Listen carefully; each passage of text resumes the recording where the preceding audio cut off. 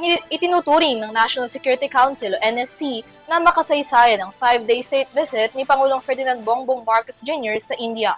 Highlights kasi ng pagbisita ng Pangulo ang pag-uusap pagdating sa prosperidad at kapayapaan sa Indo-Pacific region. Dito binigyang diin ang naunang maritime cooperative activity sa pagitan ng Philippine Navy at Indian Navy. Narito ang report mula kay Alvin Pelobelio.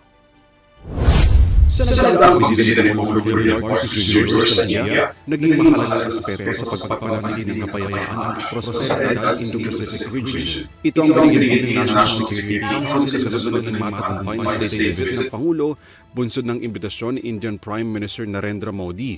Ayon sa NSC, naging mahalagang pagkakataon para sa foreign at security policy ng Pilipinas ang makasaysayang pagbisita ni Marcos sa New Delhi, kung saan formal umanong naiangat ang bilateral na relasyon ng dalawang bansa sa ilalim ng Philippines-India Strategic Partnership bilang pagsuporta sa multi-sectoral plan of action ng kasalukuyang administrasyon para sa taong 2025 hanggang 2029. Mahalaga din umano ang milestone na ito na sumasalamin sa napagkasundoang pangako ng New Delhi at ng Manila sa pagpapanatili ng stabilidad sa rehiyon, economic resilience at sa rules-based international order.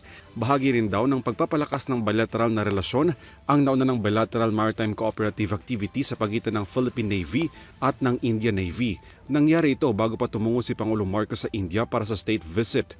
Pagtitiyak pa ng NSC, mananatili ang ahensya na makikipag-ugnayan sa mga security agencies upang maipatupad ang mga napagkasunduang nilagdaan sa pagitan ni Pangulong Marcos at Prime Minister Modi at matiyak ang pagpapalalim ng relasyon sa parehong benepisyo ng dalawang bansa.